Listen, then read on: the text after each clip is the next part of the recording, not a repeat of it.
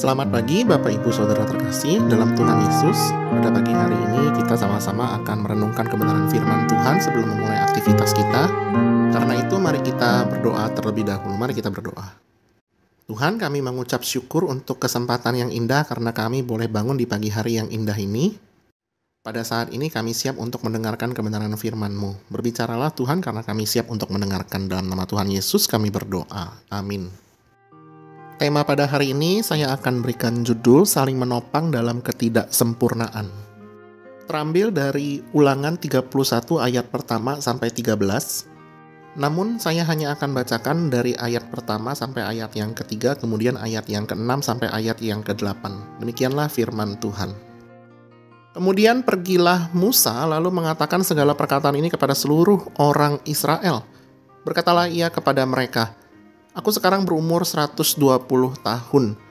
Aku tidak dapat giat lagi dan Tuhan telah berfirman kepadaku, sungai Yordan ini tidak akan kau seberangi. Tuhan Allahmu dialah yang akan menyeberang di depanmu, dialah yang akan memunahkan bangsa-bangsa itu dari hadapanmu sehingga engkau dapat memiliki negeri mereka. Yosua, dialah yang akan menyeberang di depanmu seperti yang difirmankan Tuhan." Ayat yang ke-6 sampai ayat yang ke-8. "Kuatkan dan teguhkanlah hatimu, janganlah takut dan jangan gemetar karena mereka, sebab Tuhan Allahmu dialah yang berjalan menyertai engkau. Ia tidak akan membiarkan engkau dan tidak akan meninggalkan engkau." Lalu Musa memanggil Yosua dan berkata kepadanya di depan seluruh orang Israel, "Kuatkan dan teguhkanlah hatimu, sebab engkau akan masuk bersama-sama dengan bangsa ini ke negeri yang dijanjikan Tuhan dengan sumpah kepada nenek moyang mereka untuk memberikannya kepada mereka. Dan engkau akan memimpin mereka sampai mereka memilikinya. Sebab Tuhan dia sendiri akan berjalan di depanmu, dia sendiri akan menyertai engkau, dia tidak akan membiarkan engkau dan tidak akan meninggalkan engkau. Janganlah takut dan janganlah patah hati." Saudara, tidur itu adalah sebuah anugerah. Ada beberapa orang yang pernah bercerita kepada saya, dua orang yang berbeda nasibnya. Yang pertama, karena orang ini sangat memiliki harta yang berlimpah sehingga ia sulit tidur karena takut kalau seandainya hartanya itu akan hilang.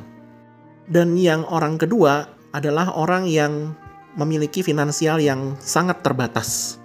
Ia pun juga susah tidur karena memikirkan akan masa depannya dan juga memiliki banyak sekali hutang yang harus dibayarkannya.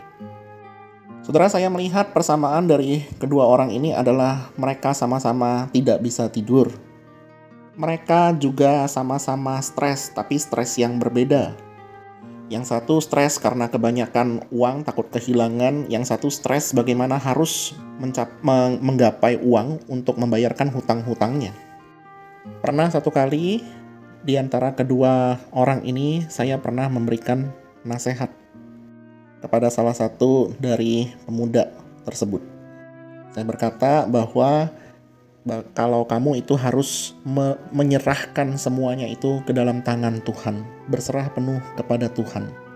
Karena semakin tua kita tidak bisa mengontrol nasib kita, kehidupan kita, apapun yang ada di dalam masa depan kita, semuanya itu kita tidak bisa mengendalikannya. Saudara, kemudian saya merefleksikan hal ini ke dalam perikop yang telah kita baca barusan. Dikatakan di ayat yang kedua oleh Musa bahwa dia sudah berumur 120 tahun. Umur yang sudah sangat tua sebenarnya. Bahkan kalau orang-orang mungkin bertanya kepada Musa, "Bapak Musa, pencapaian apa saja yang sudah engkau capai sampai seumur 120 tahun itu?" Di ayat kedua juga mungkin Bapak Musa ini akan berkata hal yang sama. "Aku tidak dapat masuk ke tanah perjanjian yang dijanjikan Tuhan kepada orang-orang Israel. Karena sebenarnya aku itu sudah melanggar perintah Tuhan. Aku sudah melanggar kekudusan Allah. Makanya aku tidak dapat memasuki tanah perjanjian itu." Mungkin kalau orang-orang yang hidup di zaman itu mungkin juga ada yang bisa saja mentertawakan Bapak Musa ini. Wah, dulu nih Bapak Musa ini adalah orang penting di tanah Mesir. Tetapi sekarang dia menjadi pemimpin dari satu umat yang tidak bisa diatur. Bahkan katanya Musa itu adalah seperti teman yang berhadapan muka dengan Allah, yang katanya Allah menjanjikan kepada mereka akan memimpin mereka masuk ke tanah perjanjian. Tapi buktinya sampai saat ini Bapak Musa itu bahkan tidak bisa masuk ke tanah perjanjian itu sendiri. Bisa jadi omongan-omongan itu, gosip-gosip itu juga didengar oleh Musa setiap hari. Karena orang-orang Israel adalah orang-orang yang tegar tengkuk, yang selalu bersungut-sungut kepada Tuhan. Bahkan karena stresnya, Musa itu sampai juga melanggar kekudusan Allah.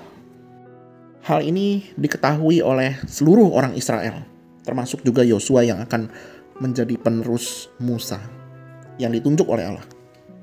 Tetapi lewat pengalaman hidupnya itu, Musa justru mengatakan kepada Yosua di ayat yang ke-6, "Kuatkan dan teguhkanlah hatimu, janganlah takut dan jangan gemetar karena mereka itu siapa? Orang-orang Israel. Sebab Tuhan Allahmu, dialah yang berjalan menyertai engkau, ia tidak akan membiarkan engkau dan tidak akan meninggalkan engkau." Saudara, sampai di sini saya melihat bahwa ada kerendahan hati di dalam hati Musa. Itu semua juga karena pengalaman berjalan bersama dengan Tuhan, dan Tuhan mengizinkan Musa untuk memimpin bangsa Israel, dan juga mengizinkan Musa untuk merasakan bagaimana beratnya memimpin umat Israel ini.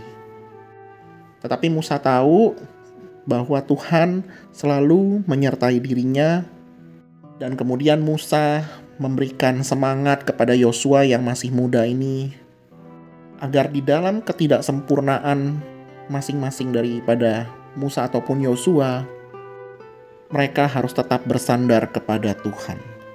Saudara, ini adalah satu sikap yang harus kita bangun. Kita perlu saling memberikan semangat kepada jemaat-jemaat yang sedang di dalam keterpurukan. Kita perlu mengucapkan kata-kata yang membangun, saling menopang satu dengan yang lainnya.